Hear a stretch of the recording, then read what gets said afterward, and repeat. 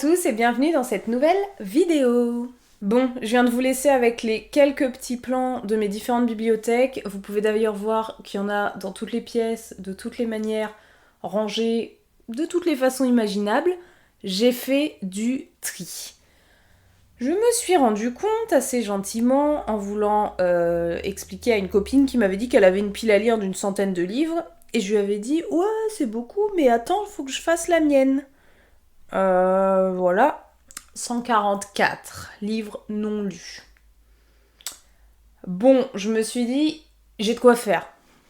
Soit.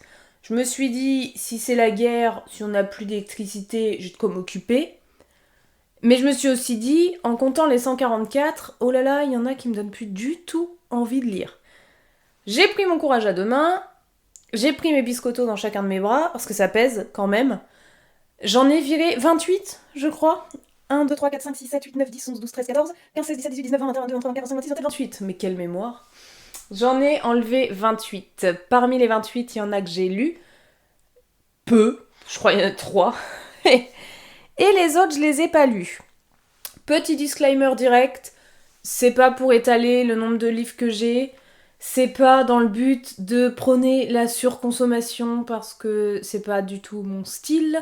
La plupart des livres sont des livres d'occasion, que j'ai achetés d'occasion, qui ont donc déjà contribué à détruire la planète, si vraiment on veut jouer à ça, ou qui ont donc déjà reçu l'argent qu'il fallait pour les maisons d'édition. C'est même tous des livres d'occasion, pour vous dire tous, sauf... Non, presque tous, je pense. Donc voilà, c'est pas pour étaler une dépense d'argent, évidemment, j'ai dépensé quelques sous dans ces livres que je ne lirai pas, donc c'est vrai que c'est assez idiot, pour autant, ce sont des choses qui arrivent, on achète des vêtements qu'on ne peut pas mettre, enfin bref, je vais pas m'étaler 107 ans, mais bref. Ces livres, dans tous les cas, ne me donnent plus envie à l'instant T, lorsque je les ai achetés, évidemment qu'ils me donnaient envie et que j'avais envie de les lire, mais finalement ils n'ont pas eu la chance qu'ils auraient peut-être mérité d'avoir. Tous ces livres iront soit sur mon Vinted à 2 balles à tout péter pour que ce soit accessible au plus grand nombre, soit ceux que j'arrive pas à vendre ou j'en aurai marre qui traînent ici le temps que ça se vende, iront en boîte à livres. Donc aucun livre ne sera jeté, tout sera fait pour être accessible au plus grand nombre. Voilà, ça c'est fait, je vous les montre. Je vais pas passer 107 ans par livre, je vais pas m'expliquer sur chacun et je vais pas les résumer. Déjà parce que je les ai pas lus, et parce que ça serait tarpin long si je devais faire ça. Je les attrape par pile, et je vous montre tout de suite les 28 livres dont je me sépare, et que vous pourrez peut-être retrouver sur mon Vinted, donc n'hésitez pas, il est en barre d'infos si jamais.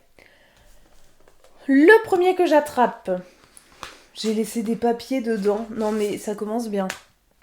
C'est d'Olivia Gazalet, Agora, je sais pas, je crois que c'est une collection, c'est chez Pocket, c'est le mythe de la virilité, un piège pour les deux sexes. Hop, vous savez, ou pas d'ailleurs, donc je vais vous le dire, que j'ai fait des études en psychologie et que je suis très intéressée par la sexologie, donc j'ai quand même tout un rayon ici sur la sexologie, qui m'a beaucoup intéressée, que j'ai beaucoup lu, mais qui pour autant me donne bien moins envie qu'avant, parce que mes passions ont changé, mes centres d'intérêt aussi. Et ce livre a pourtant l'air très très intéressant. Pour autant, voilà, j'en ai 144. Putain, il fait 500 pages. Il m'en reste 120 à lire en ayant viré ceux-là parce que j'en achète entre temps, sinon c'est pas drôle. Donc, celui-ci, c'est le premier qui se trouvera sur Vinted et que je vire de ma pile à lire. Voilà. Le deuxième, on est sur, toujours la série sexologie parce que je les ai pris dans l'ordre. C'est Pourquoi l'amour fait mal, l'expérience amoureuse dans la modernité de Eva Illouz. C'est chez les éditions Point et c'est un essai dans la collection des essais. Celui-ci en neuf, vous voyez, est au prix de 10,50 €. Pareil, je vais pas vous en parler. Il était en sexologie. Ah, celui-ci est en un peu plus mauvais état que les autres. C'est un livre d'occasion, il est jauni sur les côtés, mais reste totalement lisible, donc je sais pas s'il ira sur Vinted ou s'il ira directement en boîte à livres. Troisième livre, un Freud, je me sépare, ça y est, de mes Freud. Mais j'ai des papiers dans tous, parce que je les ai lus quand j'étais en psychologie, je les ai appréciés. Pour autant, je vais pas me pencher sur un jour d'ennui dans un Freud, on va pas se leurrer. Donc ici, on est sur Sigmund Freud, 3 essais sur la théorie sexuelle, qui est chez Folio Essai, pour le coup. Un petit dernier dans cette collection-là, enfin dans cette thématique de rayon-ci plutôt, c'est de Suzanne Kepes, c'est un essai chez La Découverte, format poche, et il s'agit de Le corps libéré, psychosomatique de la sexualité. Donc là, on est typiquement dans ce que j'étudiais. Voilà, donc c'est fini, j'ai fini. Donc c'est cadeau, celui-ci, très certainement ira sur Vinted parce qu'il est en super bêta. Donc si quelqu'un en a besoin ou envie, il sera disponible. Je les mets vraiment pas cher parce que je vois pas l'intérêt de m'enrichir sur des livres d'occasion. Je préfère autant que ça serve au plus grand nombre. Celui-là qui arrive, j'ai mis trop de... j'ai encore trop de mal à m'en séparer. Ce qui me donne envie, mais quand c'est l'heure de choisir un livre et que je me mets face à ma pile à lire, je vais jamais vers lui. Et il me donne envie. Mais bon, je m'en sépare. J'arrête pas de le voir d'occasion et tout. Je me dis si vraiment il y a un jour de folie où j'ai plus de livres à lire et que j'ai envie de me le racheter, je pense que pour 2 balles je le retrouverai. C'est Le Château, c'est le tome 1 de Les Ferrailleurs, écrit et illustré par Édouard Carré et c'est chez Le Livre de Poche. Et il est très très joli, ce petit livre. Et ici, bah, je sais pas, ça me donne toujours envie de ouf. C'est assez spécial. Les illustrations, c'est même très spécial. Mais je vais jamais vers lui, donc il est temps qu'il aille enfin se faire ouvrir par quelqu'un qui a envie de les lire rapidement, que de me regarder passer devant et le pauvre de lui donner aucune attention à chaque fois que j'y passe. Je me sépare aussi de Les tout petits bonheurs de Henri Fraser, la leçon de vie d'un jeune homme qui croit que chaque jour peut être un bon jour. On est chez Larousse et aussi on est sur sur une histoire vraie et d'un monsieur qui est en situation de handicap et qui relativise vachement et qui fait relativiser en fait sur notre situation à nous. Donc voilà, ça m'a l'air trop bien, ça me donnait trop envie, mais je vais pas vers lui et je sais pas pourquoi, parce qu'il me donne vraiment envie de ouf, mais il faut que j'arrête. 144 c'est assez pour avoir du choix, donc il y en a d'autres et si un jour fou j'ai envie de me réattaquer, je le retrouverai. Voilà. J'ai eu une grosse période, et c'est encore un peu le cas, mais bien moins, développement personnel. Vous avez certainement vu du coup sur ma chaîne des vidéos focus sur ça, ou en tout cas j'en présentais pas mal. C'est notamment quand j'étais en 3e année d'études, je crois que ça m'intéressait beaucoup. Donc il va y avoir un petit peu, là j'en ai 1, 2, 3, 4, 5, 6 sur cette thématique-là, dont je me sépare. Il m'en reste un paquet, j'en ai lu certains. Pas d'autres mais que je me suis gardée, mais ceux-là me donnent plus envie à l'instant T, ou alors je les ai déjà lus. Chez Poche Marabout, vous savez cette petite collection là qui est très très chouette, ils ont pas mal de thématiques dans cette collection là, je vais y arriver. Ici c'est la thématique psy, c'est Trembler mais oser, mener la vie dont vous rêvez de Suzanne Jeffers. Tac, je ne vous en dis pas plus parce que pareil, on va y passer 107 ans. Dans cette même collection, je vire gentiment Vivre le zen, introduisez la méditation dans votre quotidien de Ezra Baïda. Et ici, on est toujours chez Poche Marabout, mais on n'est pas dans psy, on est dans spiritualité. Pour autant, touc, c'est, enfin, vous voyez, c'est le même style de livre. Lui, il s'en va. Et le 3e qui est dans cette collection-là aussi, côté psy, c'est « Et si on choisissait d'être heureux, cultiver la joie et devenir acteur de sa vie » de Dominique Chapeau.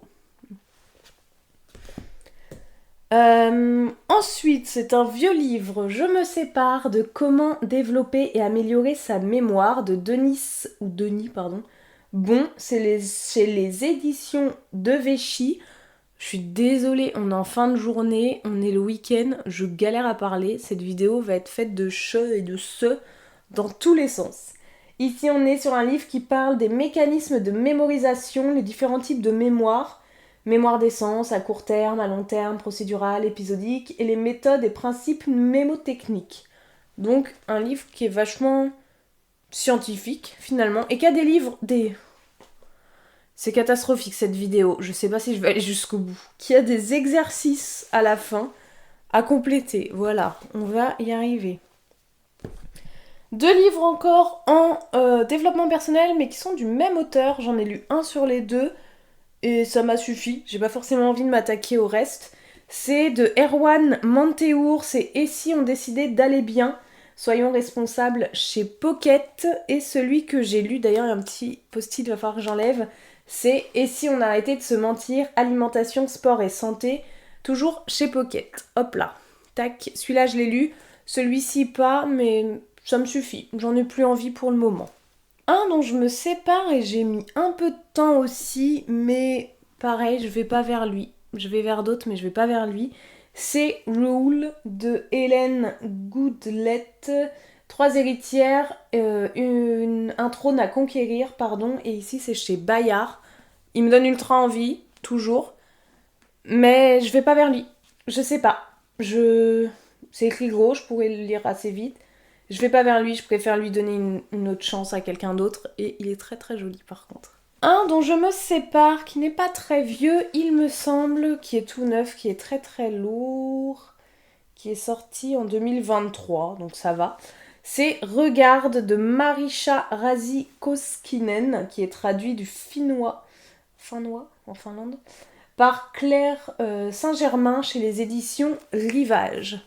C'est un très bel objet livre qui est, lui, pour le coup, assez coûteux et comme tout neuf, voilà, super état.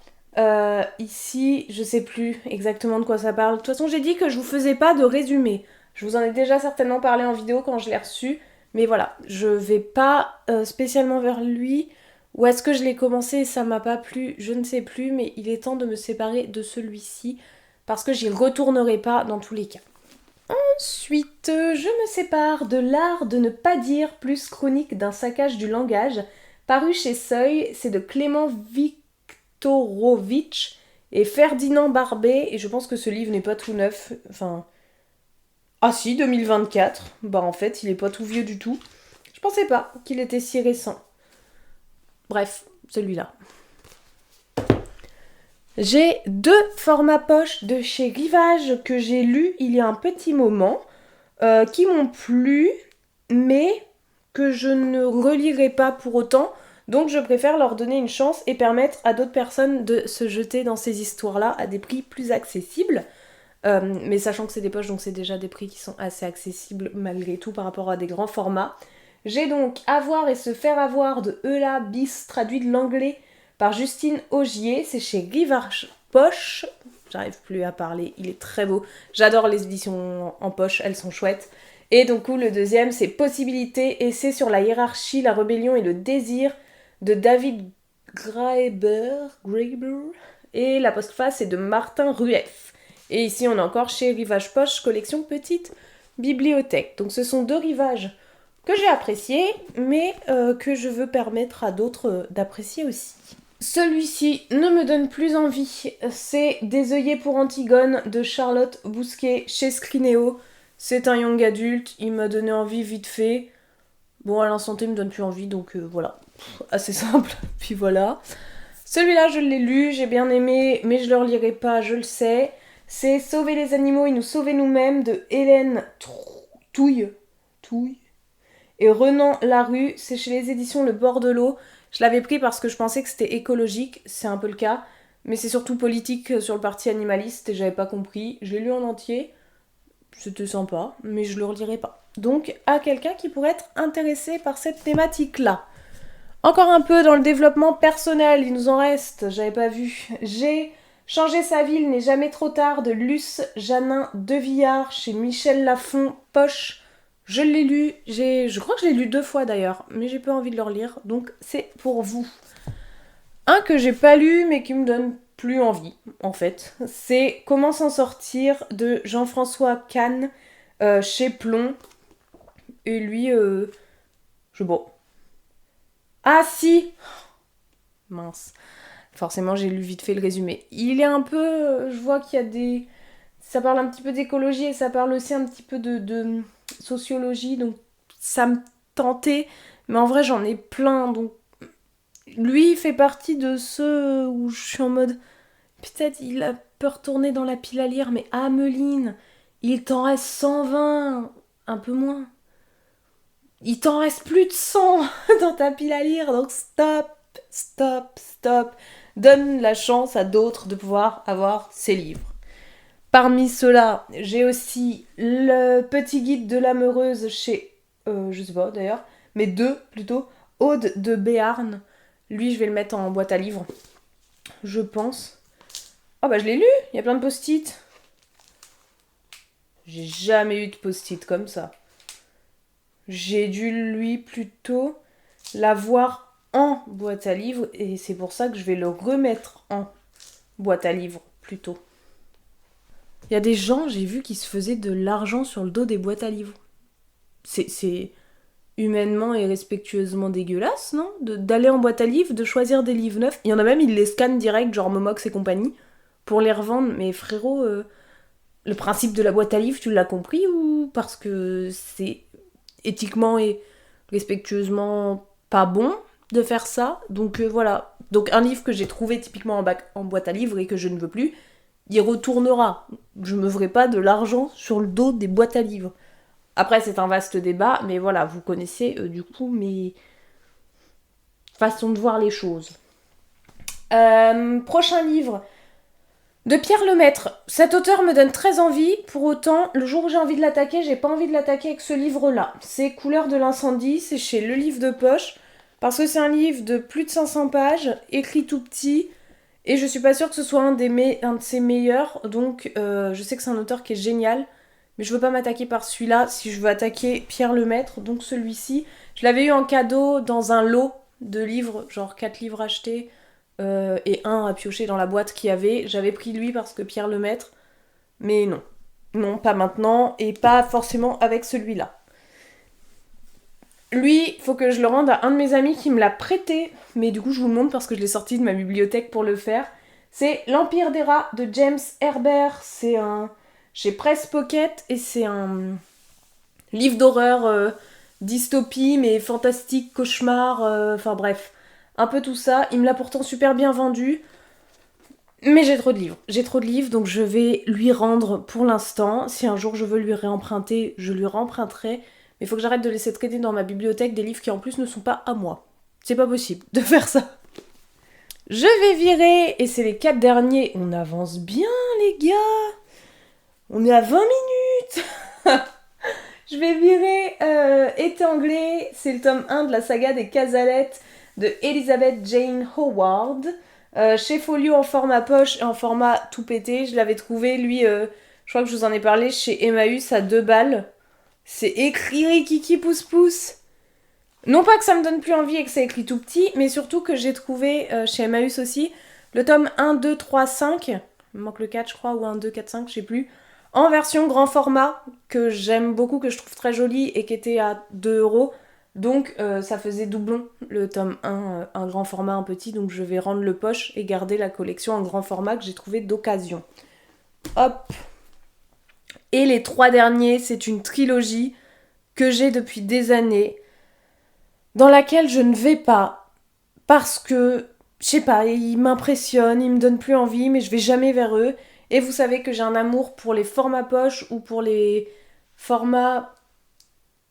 Je sais jamais si c'est les reliés ou les brochés, en tout cas ceux qui sont un peu plus mous que les autres. Sinon je m'en sors pas. Moi dans mon lit je suis toute tassée, machin et tout, j'arrive déjà pas à me mettre bien tout court sans avoir mal à la nuque pour lire. Donc si le machin il fait 3,5 km et l'épaisseur d'un dictionnaire, je m'en sors pas, je suis pas à l'aise. Donc je vire la trilogie. Oh punaise.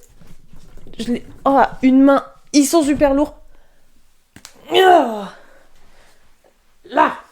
C'est une trilogie de Fiona McIntosh. C'est la trilogie Valissard. C'est chez Brajlon. C'est des hardbacks. C'est des très beaux livres. Et du coup, le tome 1, c'est l'exil. Le tome 2, c'est le tyran. Et le tome 3, c'est la colère. Bam! Et voyez ceux-là, soit je les vends, soit je les offre à un ami qui pourrait kiffer. Je suis en train de me dire, ça fait quand même un sacré cadeau parce que chaque ouvrage est à 30 balles. Et je sais pas. Mais je sais pas s'il va aimer.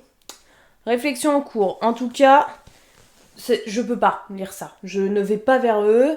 Ça pèse 3 tonnes 5. C'est un enfer. De la fantaisie, il en sort tous les 4 matins. Ça me donne vachement envie à chaque fois. Non. Désolée, ça m'a l'air génial. On m'en a beaucoup parlé positivement. Mais vous sortez de ma bibliothèque et j'ai mis un moment parce que eux, ça fait 7 ou 8 ans que je les ai.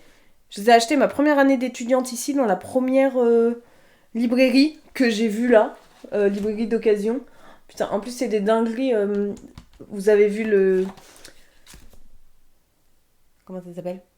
La petite couverture en papier qu'il y a dessus, et ben c'est la même couverture en dessous, mais version. Enfin, c'est peint sur le livre. Bref, comme on comprend rien à ce que je raconte, ça, c'est là aussi.